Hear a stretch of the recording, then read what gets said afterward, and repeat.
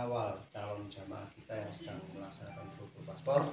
Dan alhamdulillah ada Mas Reza selaku pimpinan kita, dan kita bisa menyampaikan, kita bisa wadul jika ada sesuatu hal yang perlu terjawab. Kemungkinan Bapak dan Ibu tanya pada saya belum bisa menjawab 100%.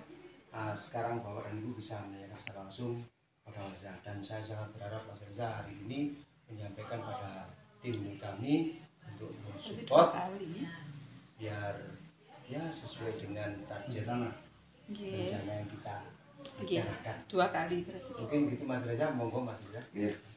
Bismillahirrahmanirrahim. Assalamualaikum warahmatullahi wabarakatuh. Waalaikumsalam warahmatullahi wabarakatuh. Alhamdulillahilladzi hadana li hadza wa ma kunna linahtadiya laula an hadanallah. Asyhadu an la ilaha illallah wahdahu la syarika lah wa asyhadu anna Muhammadan abduhu wa rasuluh alladzi la nabiyya ba'da. Qala Allah ta'ala fil Qur'anil Karim, a'udzu billahi minasyaitonir rajim. Wa may yu'azzim sya'airallah fa innaha min taqwal qulub. Al-ayah. Sadaqallahul azim. Yang saya hormati Kiai Tajul beserta Umi, yang saya banggakan dan saya muliakan para mujahid Baitullah Tanur Mutmainnah yang memiliki ikrar sama-sama untuk melanjutkan perjuangan dakwahnya Rasulullah SAW. Pertama-tama marilah kita panjatkan puji serta rasa syukur kita kehadirat Allah Subhanahu wa taala atas segala limpahan rahmat dan nikmat yang Allah berikan kepada kita, baik nikmat iman, nikmat Islam, nikmat sehat walafiat, nikmat pada hari ini kita masih diberi kesempatan oleh Allah Azza wa Jalla untuk bisa silaturahmi, untuk bisa menjadi penerus dakwahnya Rasulullah. Mudah-mudahan kita menjadi hamba yang dipanjangkan umurnya oleh Allah, diberi rezeki yang berlimpah ruah, dan memiliki anak-anak yang soleh, serta kelak di yaumil akhir kita dikumpulkan oleh Allah di surganya yang paling tertinggi. Salawat serta salam mudah-mudahan senantiasa tercurahkan kepada junjungan kita, uswatun hasanah kita, kecintaan kita, yaitu Nabi kita Nabiullah Rasulullah Muhammad Sallallahu Alaihi Wasallam, serta kepada para keluarga, para sahabat, dan insya Allah kepada kita selaku umatnya yang senantiasa mau taat dan patuh pada ajaran Allah dan Rasulnya. Bapak Ibu yang dirahmati oleh Allah Subhanahu wa taala, terima kasih banyak saya ucapkan bisa berkumpul ya pada siang hari ini. Ini pertemuan yang sangat membahagiakan. Saya sangat bangga, Masya Allah tabarakallah ya, pada hari ini daerah Malang, Wajak ya bisa melakukan sebuah aksi yang sangat luar biasa ya. Ada isi paspor, ada catatan pemberangkatan jamaah daftar sampai 1.500 yang kembali lagi semua ini bisa bergerak tiada lain karena kekuatan dari Allah Subhanahu wa taala. Dan sekali lagi mohon siapapun yang bergabung ya, perlu diketahui bahwa ini adalah the goal of age-nya kita. Ini adalah masa keemasannya kita. Kenapa saya bilang masa keemasan?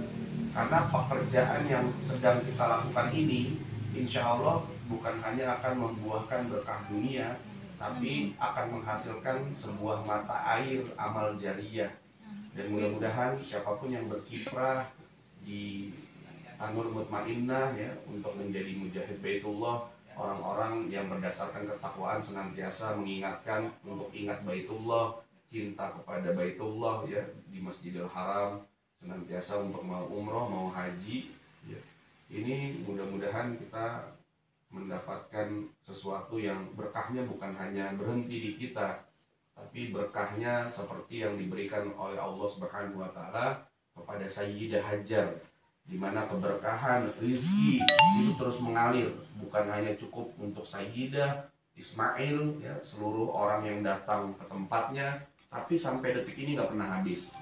Cita-citanya selalu seperti itu dan doanya selalu seperti itu. Mudah-mudahan apapun yang kita gerakan hari ini tujuannya bukan hanya untuk kita, tapi untuk anak kita ya, untuk keluarga kita, untuk cucunya kita, cicitnya kita, sampai nanti kelak yaumil akhir mendapati sebuah keberkahan dari Allah, bisa sukses dunia dan sukses akhirat.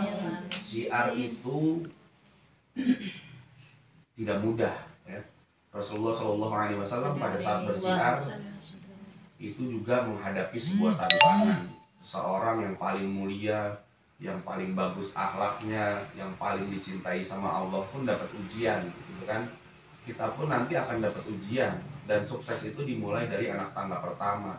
Jadi ketika menjalani pekerjaan ini, apapun yang terjadi ya, itu pekerjaan setan ya. Kalau ada bisikan di hati, ada bisikan di pikiran kita yang menyebabkan kita bergeser, udah si A nanti, si A begini, si A begitu, itu pekerjaannya setan. Ini the goal of age-nya kita. Setiap pergerakannya kita ini mulia di mata Allah, gitu kan, sangat mulia. Uangnya belakangan. Allah tidak mungkin ya, tidak memperhatikan orang-orang yang mensupport perjuangan dakwahnya Rasulullah, pelanjut risalahnya Nabiullah, gitu kan. Kita kan mengajak orang untuk sama-sama bertakwa pada Allah, gitu. Dan mudah-mudahan dari aksi kecilnya kita, dari kota Wajak ini akan membangun sebuah keberkahan untuk Indonesia. Amin. Sebagaimana firman Allah, walau kana ahlul qura amanu wa taqaw la fatahna 'alaihim barakatin minas sama'i wal ard. Ya, jikalau penduduk negeri ini iman, takwa, Allah limpahkan keberkahan dari seluruh pintu keberkahan, dari langit dan dari bumi. Dan mudah-mudahan pintu keberkahan dimulai dari Wajak. Amin. Jadi saya ucapkan terima kasih. Apapun yang terjadi, siar itu berbahagia, siar itu beruntung, dan siar itu jihad, gitu kan? Jihad luar biasa. Betapa banyak orang yang memiliki kemampuan harta, umur, bisa beribadah, ya kan? Tapi cuma satu kali, gitu kan? Umroh setahun paling sekali, haji maksimal setahun sekali. Kita adalah orang-orang yang Allah ridhoi, bisa mendapatkan fadilahnya ratusan bahkan ribuan kali tuh dalam satu tahun. Sebanyak orang yang kita ajak, gitu kan? Jadi apapun kendalanya, babat, gitu loh. Kaum muslimin Indonesia tuh ada 231 juta jiwa ya, yang pergi umroh setiap tahunnya 1 juta jiwa. Artinya target market kita tuh 230 juta jiwa warga muslim Indonesia. Kenapa Indonesia masih belum kaya banget? Kenapa Indonesia masih ada yang miskin? Ya karena 230 juta jiwa orang nolak umroh dengan berbagai macam alasan ya. Pertama, nggak punya uang. Kedua, nanti dulu, dan lain sebagainya. Tapi masalah dunia dia perjuangkan tuh. Nah, kita lah yang akan mendorong saudara-saudara kita ini, ayo aware terhadap umroh. Dan ibadah hanya semata-mata karena Allah. Karena apa? Nggak mungkin yang namanya Allah melanggar janjinya, gitu kan? Ketika Allah saja kita nggak percaya, mau siapa lagi yang kita percaya, gitu. Ikhlas itu adalah pada saat hanya semata-mata Allah tujuan kita, dan hanya semata-mata kita mengharapkan apa yang dijanjikan sama Allah. Dan janji Allah itu nyata, gitu kan? Janji Allah nyata dalam sejarah, silakan buka kisahnya, gitu kan? Bahkan orang-orang yang sangat hikmat sama Allah di kalangan para sahabat ya, yang di malam harinya dipenuhi dengan ibadah dan hartanya masih ada sampai dengan detik ini ya, kayak Abdurrahman bin Auf, Umar bin Khattab, ya kan? Itu orang-orang yang luar biasa. Di malam hari berlomba-lomba. Ketika ditanya sama Rasulullah, siapa yang sudah khatam Quran hari ini? Siapa yang sudah sedekah hari ini? Siapa yang sudah berbuat baik kepada orang tua hari ini? Semua pertanyaan Rasulullah dijawab. Sudah, dan terus berlomba. Malam harinya diisi dengan ibadah sama Allah. Tapi pagi harinya mereka nggak nyari. Mereka nggak nyari, harta tuh datang. Itu luar biasa. Dan itu yang kita kejar. Ya, dekati Sang Maha Pemilik Rizki, dekati Sang Maha Penguasa alam semesta. Terakhir apa? Wa atathu dunya hiya rogimah. Dunia yang datang di genggaman kita, dan kita demi Allah akan lihat dunia ini kecil, dan dunia yang takut lutut kepada kita. Dan itu diperjuangkan sebagaimana Abdurrahman bin Auf berjuang, sebagaimana para sahabat berjuang. Itu yang kita duplikasi, kita contoh. Orang-orang yang Allah ridhoi hadir di sini adalah orang-orang yang memiliki sebuah proyeksi di tahun pertama ketika berkhidmat pada Allah, dan itu menjadi sesuatu yang sangat pasti gitu kan, bukan tidak mungkin, karena buat Allah nggak ada yang nggak mungkin. Berdasarkan proyeksi terendah kita adalah orang-orang yang akan kaya banget di dunia. Minimal Amin. proyeksi orang-orang yang hadir pada ruangan ini itu 86 miliar rupiah. Itu terendah di tahun pertama. Tahun pertama. Amin. Gitu loh. Dan kita harus tahu tujuannya kita apa. Gitu. Jadi niatnya, ketika kita diridhoi sama Allah, kita memiliki sebuah keberkahan harta yang luar biasa. Jadikanlah niat di awalnya ini tujuannya agar kita lebih baik lagi di hadapan Allah. Ketika kita memiliki sebuah keberkahan rezeki yang luar biasa, maka kita udah punya deadline-nya tuh. Udah punya target-targetnya. Saya mau bangun masjid, saya mau bangun istana buat ibu saya, buat yatim, buat itu yang bisa membawa kita pada puncak itu. Dan ya, banyak sekali kisah-kisah ketika kita sudah berdagang dengan Allah Subhanahu wa taala, ya, dengan tujuannya Allah, ya kan, kita akan terus dikasih menang sama Allah, nggak akan kalah, Bu. Apalagi ya salah satu strategi sukses dunia itu ya sedekah gitu kan. Makanya yang kita jalani di sini kan bukannya teori dunia lagi, tapi bagaimana kita menjalankan teori Islam. Ya, hukum langit yang kita jalani gitu kan. Seberapapun besarnya nanti yang kita terima, saya minta teman-teman rajin sedekah. Rajin sedekah. Dan makin hebat kita sedekah di hadapan Allah, makin hebat juga nanti rezeki datang itu bak tsunami gitu. Itu luar biasa. Ya, dan ini udah dirasain sama banyak orang. Jadi ini kesempatan terbaik ya, yang namanya iblis, ya, setan itu pasti godain, Bu. Ya, Pak. Jadi apapun nanti bisikannya, apapun kendalanya, ya, kita di sini nggak ngomong uang dulu lah. Saya juga di Tanur itu saya bilang ya, di luar polemik orang-orang bilang ini, di luar polemik orang-orang karena bisnis jatuhnya ya, bilang wah nanti takut penipuan ini apa segala macam. Saya nggak pusing DP kok. Ya, DP kita ada solusi, DP bayar Saudi boleh kalau nggak percaya, gitu kan. Mau cash bayar di Saudi boleh. Itu udah kunci kalibernya kita, itu udah senjata pamungkas.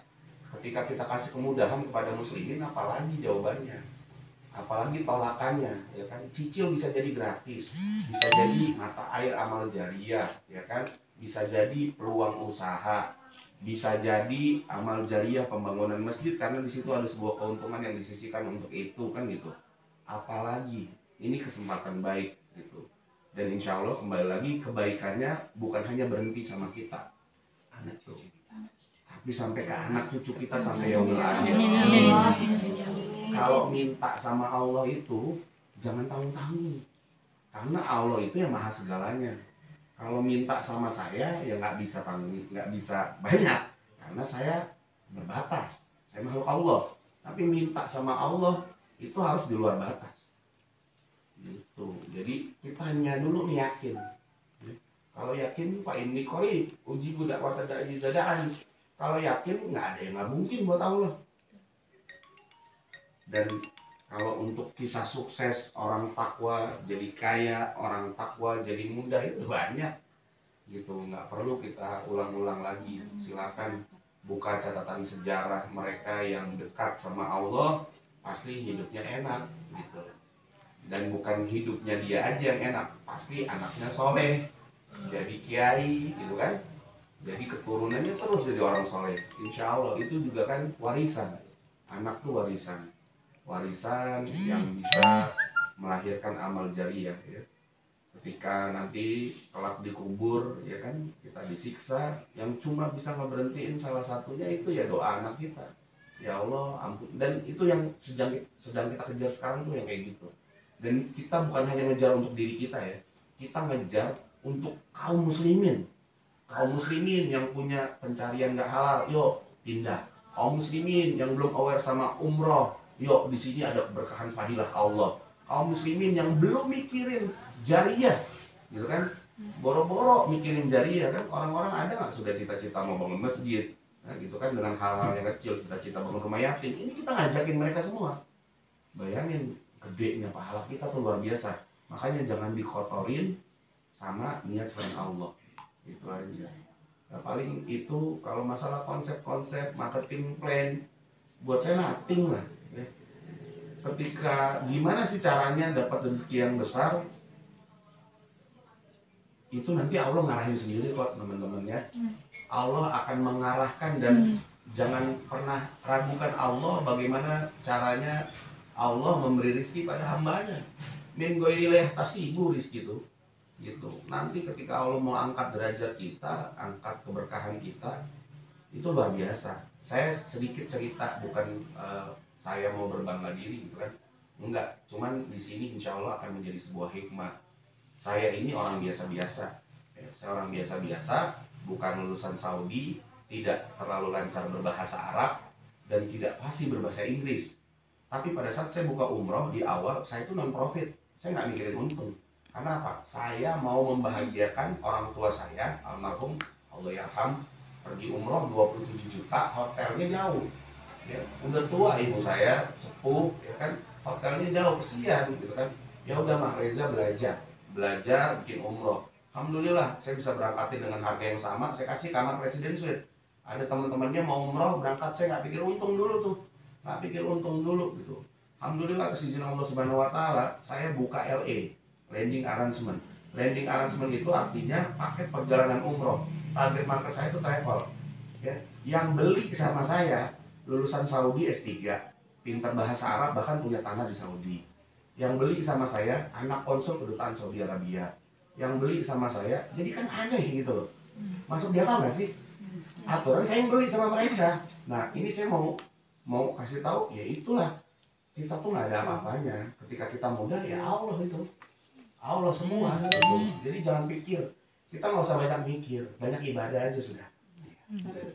Banyak ibadah aja sudah. Kalau jalan Allah, dan jadikanlah waktu-waktunya kita ini untuk banyak berzikir sama Allah. Betapa banyak waktu kita yang kita diberikan sama Allah 24 jam ya. Sholat paling 10 menit lah ya, kali 5 baru 50 menit ya kan. Habis itu kita ngapain lagi? Makan, tidur, ngobrol ya, perjalanan ya kan. Zikir lah, Mujahid Baitullah itu penuhi hari-harinya, waktu-waktunya dengan zikir, istighfar. Karena salah satu pembuka pintu rezeki, salah satu pembuka pintu nur, cahaya dari Allah agar diluangkan usahanya, dimudahkan pekerjaannya, itu dengan cara kita perbanyak berzikir sama Allah, minta ampun sama Allah. Jadi paling dari saya seperti itu ya. Ketika Allah tujuannya, maka hasilnya itu tanpa batas. Hasilnya tanpa batas. Karena ketika berbicara Allah, itu nggak ada yang nggak mungkin. Mungkin semua. Idza qada amran fa inna ma yaqulu lahu kun fayakun. Allah mau tinggal kun fayakun. Kata Allah, ibu-ibu yang ada di sini nanti jadi gubernur semua, jadi. Ibu-ibu yang ada di sini konglomerat semua, jadi. Gitu. Ibu-ibu yang ada di sini Allah berkahi bisa punya 1000 masjid, jadi. Gitu. Jadi tinggal ya Allah gitu. Dan itu tujuannya Tanur. Itu tujuannya Tanur. Ya, Tanur mau bikin kaum muslimin Indonesia takwa, semua bisa pergi umroh, membangkitkan perekonomian muslim, dan kita nggak hanya berhenti di umroh haji. Nanti insya Allah semuanya kita garap, tapi kita mulai dari langkah kecil ini, dari kota kecil ini akan ada sebuah keberkahan ya. Sebagaimana dicontohkan sama Rasulullah ya, Roma, Persia itu kalah sama Madinah yang kecil. Gitu. Bermula dengan ketakwaan yang indah ya, keimanan dari kota Wajah, insya Allah kita bangkitkan perubahan besar. Ya, mungkin dari saya seperti itu. Terima kasih banyak ya, mudah-mudahan goyah ya, tujuannya hanya untuk Allah, musyahabah. Selamanya kita merasa setiap pekerjaan kita selalu dihisap sama Allah. Ilsoh, igro, semuanya tanpa terkecuali ya. Bismillah, lakukan dengan bismillah. Menyebut nama Allah hanya untuk Allah, tidak ada yang tidak mungkin, dan pasti bisa. Pasti bisa. Teriakan itu harus husnuzon ya. Karena Allah itu sesuai dengan zonnya kita. Prasangkanya, kalau persangkanya kita, wah nggak bisa, ditipu, miskin, doa semua tuh ya. Kita harus bangkit dari apa? Dari mindset dulu. Orang sukses tuh di awal dari apa? Mindsetnya. Kalau mindsetnya miskin, mindsetnya terpuruk, mindsetnya buruk, ya jelek terus. Dari mindsetnya dulu bangkit, insya Allah kita jadi orang besar semua. Amin. Amin. Dan dicatat sama sejarah. Amin. Ya, Amin. terima kasih Amin. atas waktu yang diberikan, Kiai, Umi, rekan-rekan semua, Bapak Ibu, barokahullah. Ya, mudah-mudahan sekali lagi kita panjang umur, Amin. dunia akhirat. Amin. Wabillahi taufiq wal hidayah. Wassalamualaikum warahmatullahi wabarakatuh. Waalaikumsalam warahmatullahi wabarakatuh. Terima kasih Mas Reza atas motivasinya kepada kami di sana. Mudah-mudahan motivasi semakin menyulitkan hati para mujahid semakin tebal. Dan mungkin dari sini ada beberapa pertanyaan yang perlu disampaikan dari ibu-ibu yang punya unek-unek. Mengingat waktu, saya dengan Mas Reza jam 12 dan juga harus berangkat ke Yunisma. Saya mohon doa restunya. Dan di belakang ini juga masih belum selesai. Ya, itu aja, sudah cukup Bu. Saya tambahan sedikit. Jadi gini, di lapangan ini siapapun yang kita ajak nanti pasti ada gejolak, ya. Dan sekarang itu sedang tidak stabil, ya, karena ada karantina lah, PCR lah, inilah itulah. Jawabannya adalah keimanan. Ya, ketika ada sebuah kesempatan untuk berbuat kebaikan, jangan pernah tunggu. Ya, umroh itu nggak bisa dibayar dengan uang.